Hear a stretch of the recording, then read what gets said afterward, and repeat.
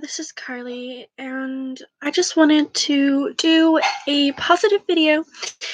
Um, for now, I do wanted to address two things. One, sorry.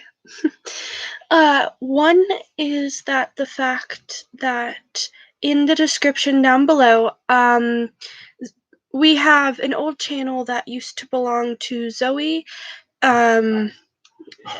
Basically, it was an old channel she was posting on for the time of elementary school to through middle school, and even in high school, like freshman, sophomore year.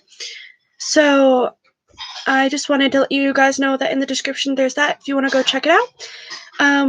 Hello guys, welcome to the live stream of reading. Also, the second thing I wanted to address was the stupid videos. We're not going to mention anything about this other than this little segment. We're not going to make a video reacting to it at all. We just wanted to let you know that we've already done our piece on Instagram, and we don't want to do any negativity on this channel. We're trying to steer away from that. Let's just say that all of our system is really mad. So I just wanted to say that, get that out of the way really quick, and then start reading. So thanks for joining us today, and I'm sorry for the lack of videos. We've been dealing with a lot of system stuff recently. Okay.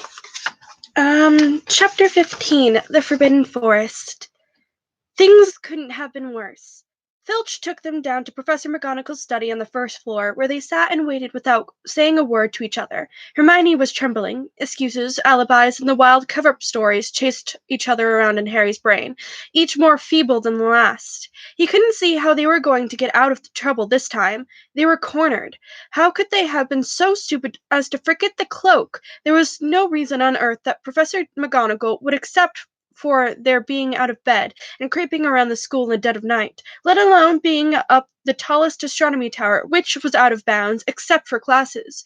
And add Norbert and the invisibility cloak, and they might as well be packing their bags already.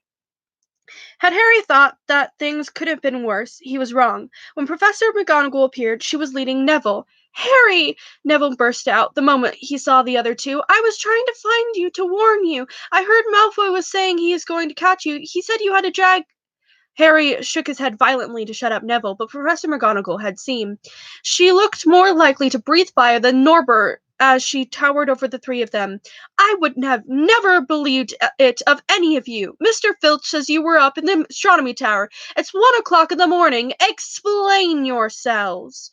It was the first time Hermione had ever failed to answer a teacher's question. She was staring at her slippers, as still as a statue. "I think I've got a good idea of what's going on," said Professor McGonagall. It doesn't take a genius to work it out. You fed Draco Malfoy some cock and bull story about a dragon, trying to get him up out of bed and into trouble. I've already caught him. I suppose you think it's funny that Longbottom here heard the story and believed it too. Harry caught Neville's eyes and tried to tell him without words that that wasn't true, because Neville was looking stunned and hurt. Poor blundering Neville. Harry knew what it must have cost him to try and find him in the dark to warn them. "I'm disgusted," said Professor McGonagall. "4 students out of bed in one night. I've never heard of such a thing before." Actually, you probably should have. I mean, the Marauders, as a key example. They were constantly doing that.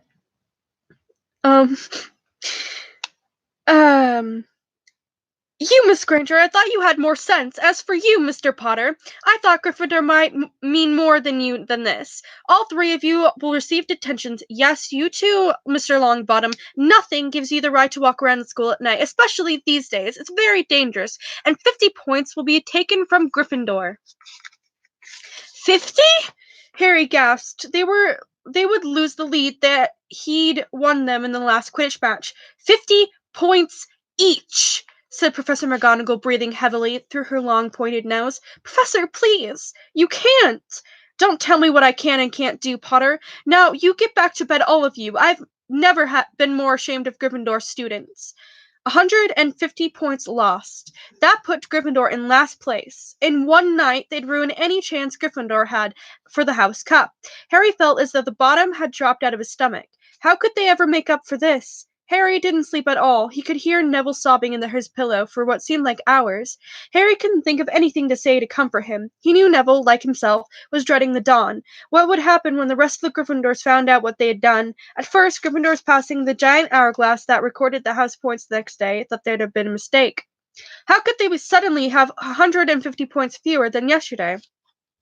And then and then the story started to spread. Harry Potter, the famous Harry Potter, their hero of 2 Quidditch matches, had lost him all those points, him and a couple of other stupid first years. From being one of the most popular and admired people at school, Harry was suddenly the most hated. Even Ravenclaws and Hufflepuffs turned on him because everyone had been longing to see Slytherin lose the House Cup. Everywhere Harry went, people pointed and didn't trouble to lower their voices, and as they insulted him. Slytherins, on the other hand, clapped as they walked past, them whistling and cheering, "Thanks, Potter, we owe you one." Only Ron stood by him. They'll forget this in a few weeks. Fred and George have lost loads of points in all the time they've been here, and people still like them. They've never lost 150 points in one go, though, have they? Said Harry miserably. Well, no, Ron admitted. It was a bit late to repair the damage, but Harry swore to himself not to meddle in things that weren't his business from now on. You know how long that's gonna last. He'd had it with sneaking around and spying. He felt so ashamed of himself that he went to Wood and offered to resign from the Quidditch team. Resign? Wood thundered. What good will that do? How are we going to ever get any of the points back if we can't win at Quidditch? But even Quidditch had lost its fun. The rest of the team wouldn't speak to Harry during practice, and if they had to speak about him, they called him the Seeker. Hermione and Neville were suffering too. They didn't have as bad a time as Harry, though they weren't as well known, but nobody would speak to them either. Hermione had stopped drawing attention to herself in class, keeping her head down and working in silence. Harry was almost glad that exams weren't far away. All the studying he had to do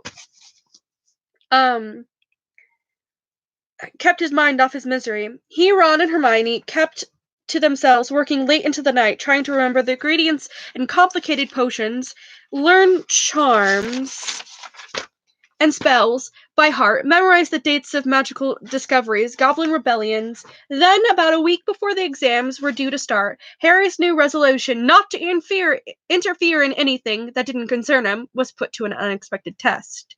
Walking back, told you, just saying, told you. Walking back from the library on his own one afternoon, he heard somebody whimpering from a classroom up ahead. As he drew closer, he heard Quirrell's voice.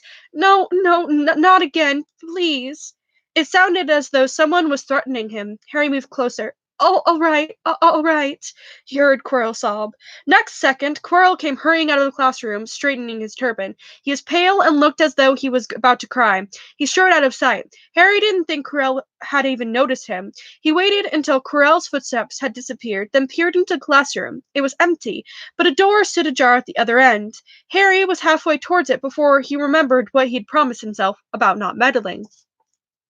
All the same, he'd have gambled 12 Sorcerer stones that Snape had just left the room. And for what Harry had just heard, Snape would be walking with a new spring in his step. Quirrell seemed to have given in at last.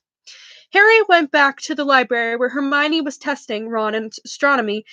Harry told them what he had heard. "Snape's done it, then," said Ron. "If Quirrell's told him how to break his anti-dark force spell." "There's still Fluffy, though," said Hermione. "Maybe Snape's found out how to get past him without asking Hagrid," said Ron, looking up at the thousands of books surrounding them. "I bet there's a book somewhere in here telling you how to get past a giant 3-headed dog. So, what do we do, Harry?" Blech. Wow, that sounds really weird. "So what do we do, Harry?" The light of adventure was kindling again in Ron's eyes, but Hermione answered before Harry could. "Go to Dumbledore. That's what we should have done ages ago. If we try anything ourselves, we'd be thrown out for sure." "But we've got no proof," said Harry. "Quirrell's too scared to back us up. Snape's only going to say he doesn't know how the troll got in at Halloween, and then he was nowhere near the 3rd floor. Who do you think they'll believe, him or us? It's not exactly a secret we hate him. Dumbledore'll think we made it up to get him sacked. Filch wouldn't help us if his life depended on it. He's too friendly with Snape. And more students get thrown out, the better, he'll think. And don't forget, we're not supposed to know about the stone or Fluffy. That'll take a lot of explaining. Hermione looked convinced, but Ron didn't. If we just do a bit of poking around. No, said Harry flatly. We've done enough poking around. He pulled a map of Jupiter towards him and started to learn the names of its moons. The following morning, notes were delivered to Harry, Hermione, and Neville at the breakfast table.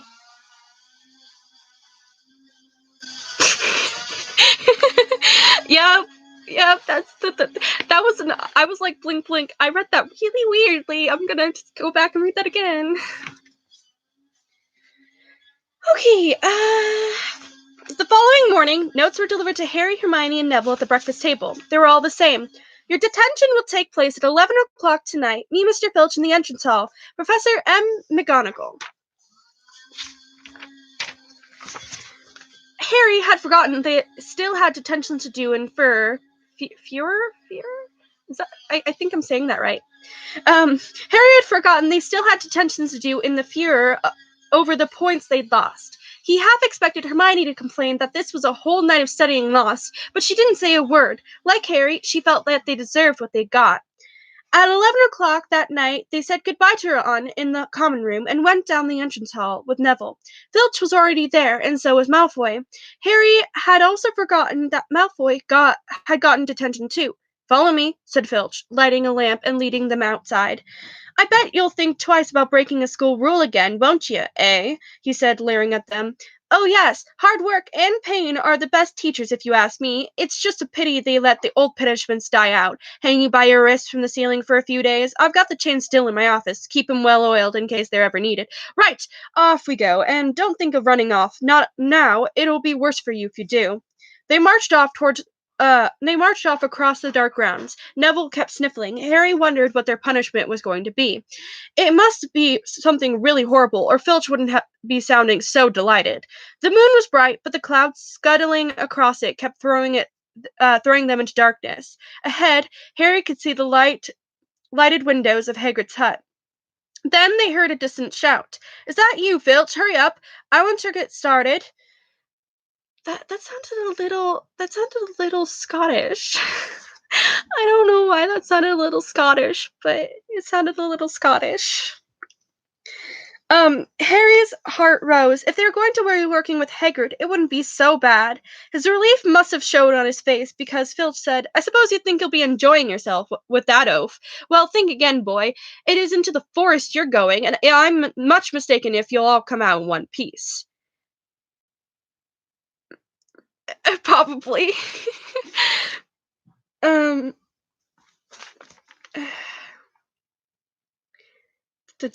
this, Neville let out a little moan, and Malfoy stopped dead in his tracks. The forest, he repeated. He didn't quite sound as cool as usual. We can't go in there at night. There are all sorts of things there. Werewolves, I've heard. Neville clutched the sleeve of Harry's robe. Did I just say sleep instead of sleeve? Did I just say sleep instead of sleeve? Oh, Lord. I'm just gonna hold up. I'm gonna find water because I think I'm getting a little dissociated from reading because I said sleep instead of sleeve.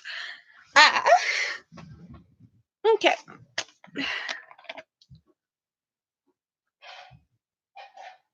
Okay. Let's reread that. Okay. Neville clutched the sleeve of Harry's robes and made a choking noise. That's your problem, isn't it? Said Filch, his voice cracking with glee. Should have thought of them werewolves before you got in trouble, shouldn't you? Hagrid came striding towards them out of the dark, Fang at his heel. He was carrying his large crossbow, and a quiver of arrows hung over his shoulder. About time, he said. I've been waiting for you half an hour already. All right, Harry, Hermione? I shouldn't be too friendly with them, Hagrid, said Filch coldly. They're here to be punished, after all. That's why you're late, is it? Said Hagrid, frowning at Filch. Been lecturing him, eh? It's not your place to do that. You've done your bit. I'll take over from here. It's so hard to read sometimes. I'll be back at dawn, said Filch, for what's left of them. He added nastily. He turned and started back towards the castle, his lamp bobbing away in the darkness. Malfoy now turned to Hagrid. It's not going in the... bleh. I'm not going in the forest, he said, and Harry was pleased to hear the note of panic in his voice. Yeah, you are, if you want to stay at Hogwarts, said Hagrid fiercely. You've done something wrong, and you've got to pay for it. But this is servant stuff. It's not for students to do. I thought we'd be copying lines or something. If my father knew I was doing this, he'd tell you that's how it is at Hogwarts, Hagrid growled. Copying lines. What's good's that to anyone? Y'all do something Y'all do something useful or you'll get out. If you think you're farthered rather you were expelled, then get off to the castle and pack. Go on. Malfoy didn't move. He looked at Hagrid furiously, but then dropped his gaze. All right then, said Hagrid. Now listen carefully, 'cause it's dangerous. That what we're going to do tonight, and I don't want no one taking risks. Follow me over here a moment. He led them to the very edge of the forest, holding his lamp up high. He pointed down at a narrow, winding earth track that disappeared into the thick black trees. A light breeze lifted their hair as they looked into the forest. Look there, said Hagrid. See that stuff shining on the ground? Silvery stuff? That's unicorn blood. There's a unicorn in there been hurt badly by something. This is the second time this week. I found one dead last Wednesday. We're gonna try and find the poor thing. We might have to put it out of its misery. And what if we hurt what if whatever hurt the unicorn finds us first, said Malfoy, unable to keep the fear out of his voice.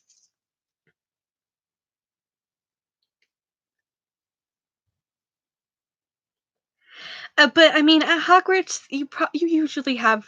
I mean, their sport is literally flying around in the air on a broomstick, and there's a ball that literally will hit you in the face if someone's not careful enough.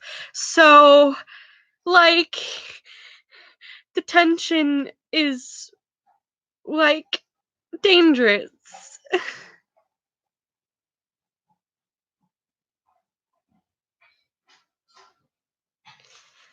Jesus Christ, there's so many people talking.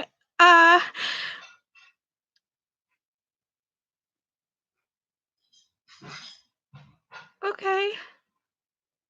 Hello. I don't know. I'm just gonna. Hi, everyone. Okay,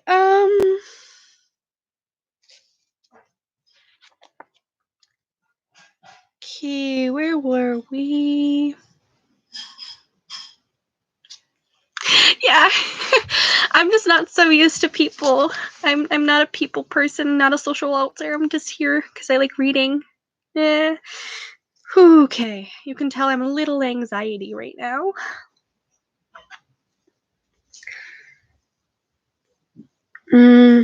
Okay. And what if whatever hurt the unicorn finds us first? Said Malfoy, unable to keep the fear out of his voice. There's nothing that lives in the forest that'll hurt you if you're with me or Fang, said Hagrid, and keep to the path. Right, now we're going to split into two parties and follow the trail in different directions. There's blood all over the place. It must have been staggering around since last night at least. I want Fang, said Malfoy quickly, looking at Fang's long teeth. All right, but I warn you, he's a coward, said Hagrid. So me and Harry and Hermione will go one way, and Draco, Neville, and Fang will go the other. Now, if any of us finds the unicorn, we'll send up green sparks, right? Get your wands out and practice now.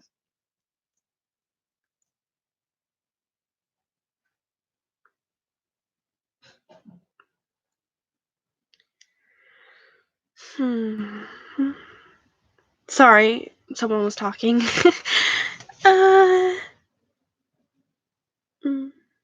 Now, if any of us finds the unicorn, we'll send up green sparks, right? Get your wands out and practice now. That's it. And if anyone gets in trouble, send up red sparks, and we'll all come and find you. So be careful. Let's go. The forest was black and silent. A little way into it, they reached a fork in the earth, and Harry, Hermione, and Hagrid took the left path, while Malfoy, Neville, and Fang took the right. They walked in silence, their eyes on the ground. Every now and then a ray of moonlight through the branches above lit a spot of silver-blue blood on the fallen leaves.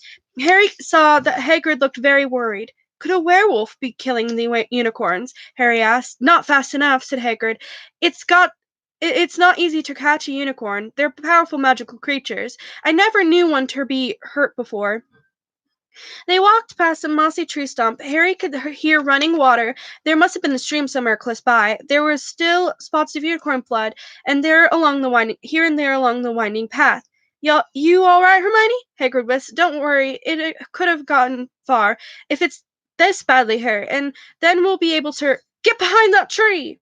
Hagrid seized Harry and Hermione and hoisted them off the path behind a towering oak. He pulled out an arrow and fitted it into his crossbow, raising it ready to fire. The three of them listened. Something was slithering over the dead leaves nearby.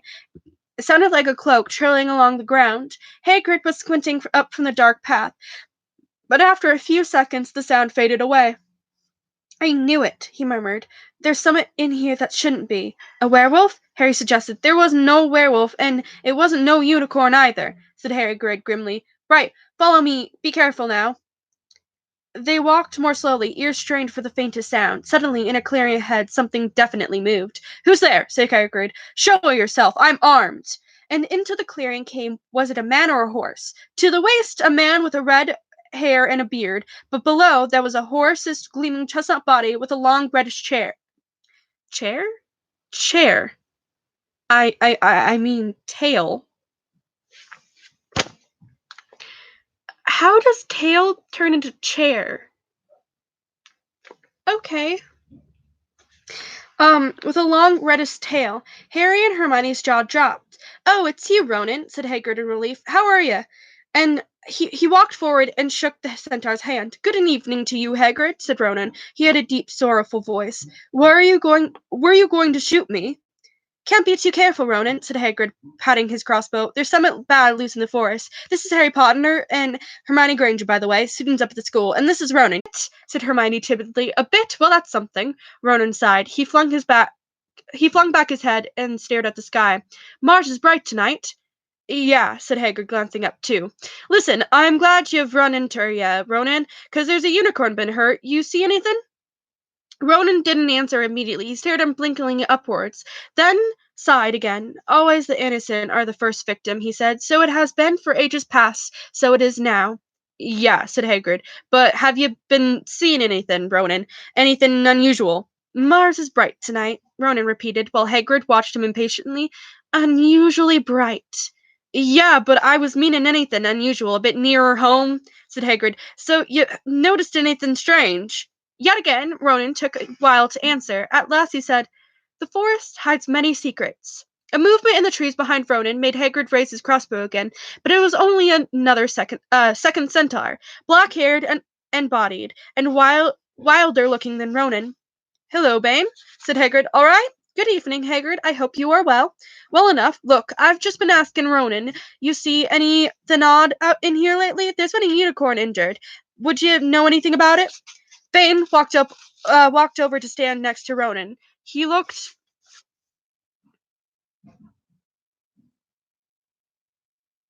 I did?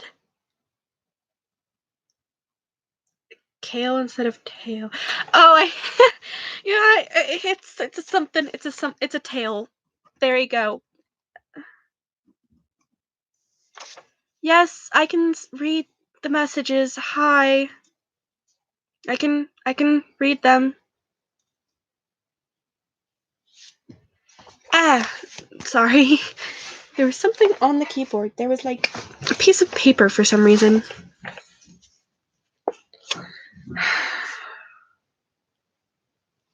Ow. I don't know. She must have been clenching the jaw. Ow. Okay.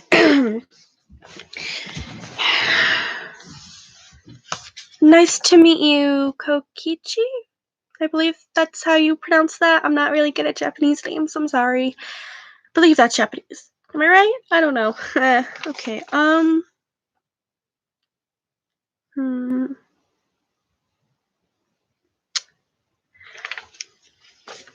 Okay. Well, hi, nice to meet you too. My name's Carley. I am an OC fictive. I like reading. That's why I do it here. Okay. Um, let's see. Bane walked over to stand next to Ronan. He looked skyward. Mars is bright tonight, he said simply. We've heard, said Hagrid grumpily. Well, if either of you do see anything, let me know, won't you? We'll be off then. Harry and Hermione followed him out of the clearing, staring over their shoulders at Ronan and Bane until the trees blocked their view. Never, said Hagrid irritably. Try and get a straight answer out of a centaur. Already stargazers, not interested in anything closer than the moon.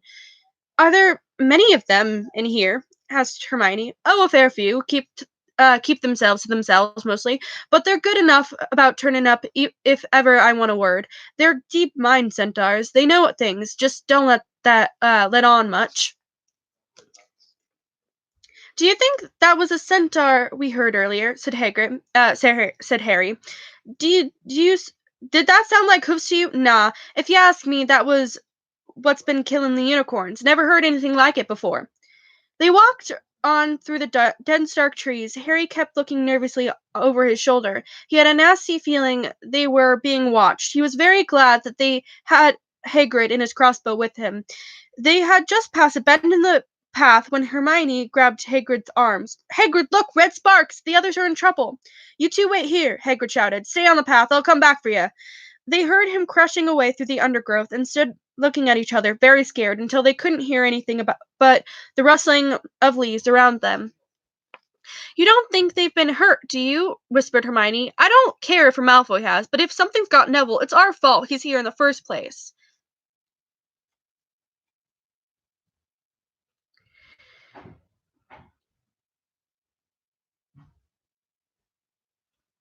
Sorry, lost my place.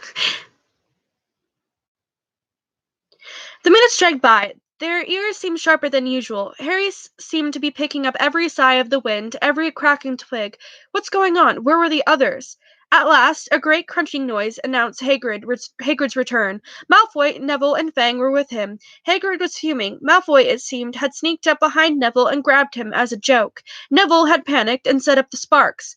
Well, we'll be lucky to catch anything now with the racket you two were making.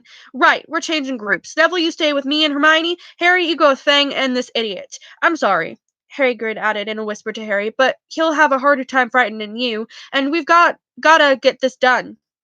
So Harry set off into the heart of the forest with Malfoy and Fang, and they walked for nearly half an hour deeper and deeper into the forest until the path became almost impossible to follow because the trees were so thick. Harry thought the blood seemed to be getting thicker. There were splashes of the trees on the roots of a tree, as though the poor creature had been thrashing around in pain close by. Harry could see a clearing ahead, though the tangled branches of an ancient oak. Look, he murmured, holding out his arm to stop Malfoy. Something bright white was gleaming on the ground. They inched closer. It was the unicorn, all right, and it was dead. Harry had never seen anything so beautiful and so sad. Its long, slender legs were stuck out in odd angles where it had fallen, and its mane was spread pearly white on the dark leaves. Oh, sorry. Unicorns in are always symbolizing good and pure and innocent, so it's kind of that's actually why Voldemort killed it. It's part of the regeneration process. You have to kill something innocent and drink its blood. It's stupid, and I don't. It's Voldemort. What do you expect? Um. Do, do, do, do. And its mane was spread pearly white on the dark leaves. Harry had taken one step toward it when a slithering sound made him freeze where he stood. A bush on the edge of the clearing quivered, then out of the shadow, a hooded figure came crawling across the ground like some stalking beast. Harry, Malfoy, and Fang stood transfixed. The cloaked figure reached the unicorn and lowered its head over the wound on the animal's side and began to drink its blood. Arg! Malfoy let out a terrible scream and bolted. So did Fang. The hooded figure raised its head and looked right at Harry. Unicorn blood was dribbling down its front. It got to its feet and came swiftly towards Harry. He couldn't move for fear. Then a pain like he had never felt before pierced his head. It was as though his scar were on fire. Half blinded, he staggered backward. He heard hooves behind him, galloping, and something jumped clean over Harry, charging the figure. The pain in Harry's head was so bad he fell to his knees. It took a minute or two to pass.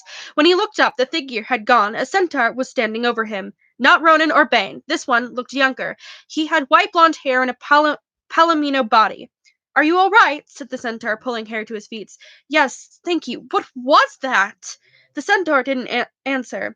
He had astonishingly blue eyes, like pale sapphires. He looked carefully at Harry, his eyes lingering on the scar that stood out, livid, on Harry's forehead. "You are the Potter boy," he said. "You had better get back to Hagrid. The forest is not a safe place at this time, especially for you. Can you ride? It'll be quicker this way." "My name is Ferenzi," he added, as he lowered himself onto his front legs so that Harry could clamber on his back. There was a sudden sound of galloping from the other side of the clearing. Ronan and Bane came crashing through the trees, their flanks heavy and sputty. "Ferenzi!" Bane thundered. "What are you doing? You have a human on your back. Have you no shame? Are you a common mule?" "Do you realize who this is?" said Ferenzi. "This is the Potter boy. The quicker he leaves the forest, the better." "What have you been telling him?" growled Bane. "Remember, Ferenzi, we were sworn not to set ourselves against the heavens. Have we not read what is to come in the movements of the planets?" Ronan pawed the ground nervously. "I'm sure Ferenzi thought he was acting for the best," he said in his gloomy voice. Bane kicked his back legs in anger. "For the best? What is that to do with us? Centaurs are concerned with what has been foretold. It is not our business to run around like donkeys after stray humans in our forest."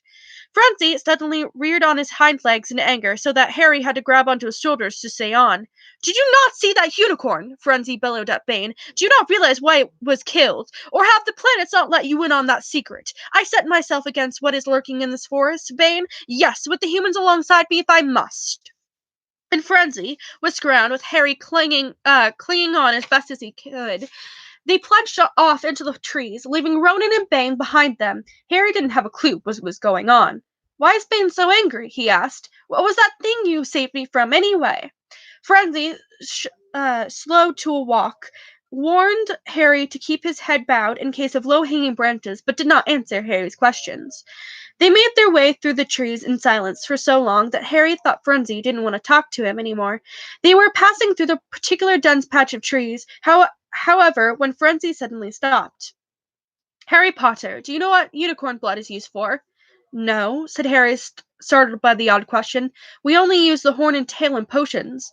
"That is because it is a monstrous thing to slay a unicorn," said Frenzy. "Only one who has nothing to lose and everything to gain would commit such a crime. The blood of a unicorn will keep you alive, even if you are an inch from death, but at a terrible price. You have slain something pure and defenseless to save yourself, and you will have but a half-life, a cursed life, from the moment the blood touches your lips."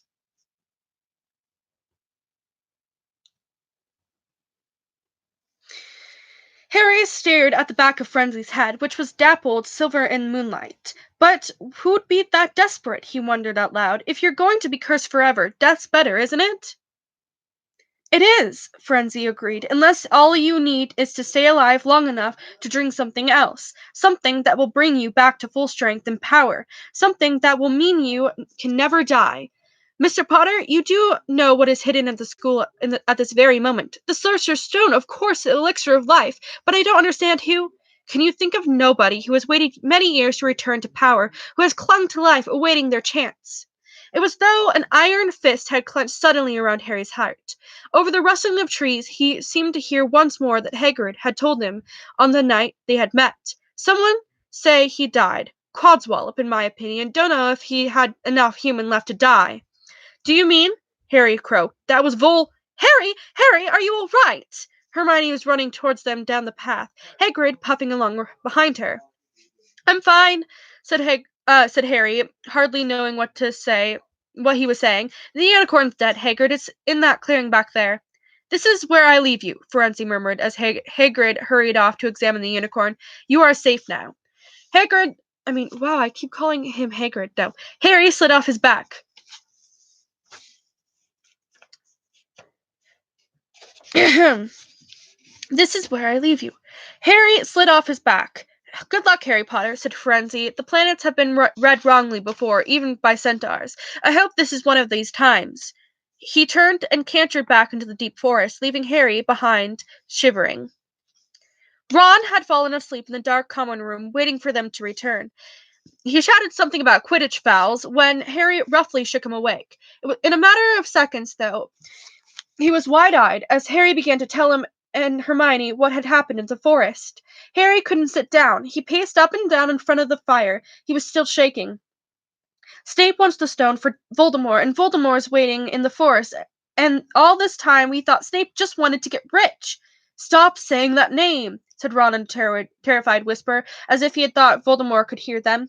Harry wasn't listening. Frenzy saved me, but he shouldn't have done so. Bane was furious. He was talking about interfering with the planets, say it was going to happen. They must show that Voldemort's coming back. Bane thinks Frenzy should have let Voldemort kill me. I suppose that's written in the stars as well. Will you stop saying his name? Ron hissed. So all I've got to wait for is Snape to steal the stone, said Harry went on feverishly. Then Voldemort will be able to come and finish me off. Well, I suppose Bane will be happy.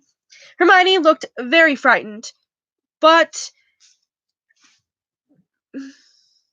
Sorry, someone's calling.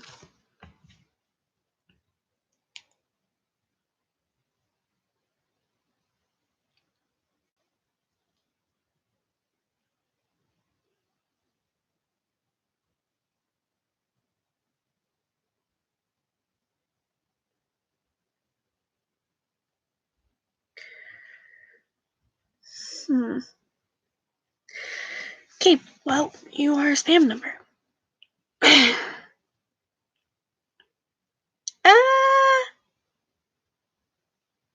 Okay.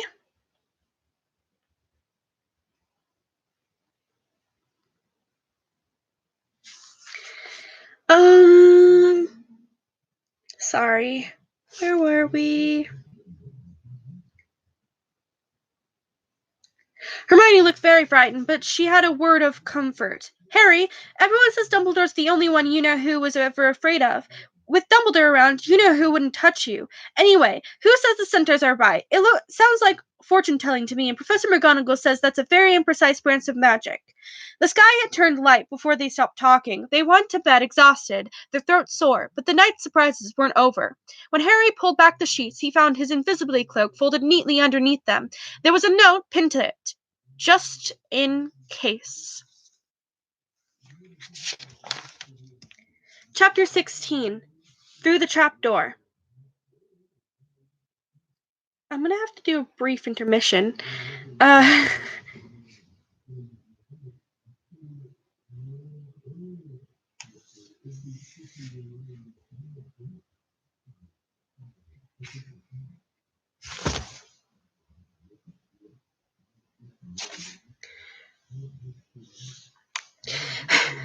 Do do do do.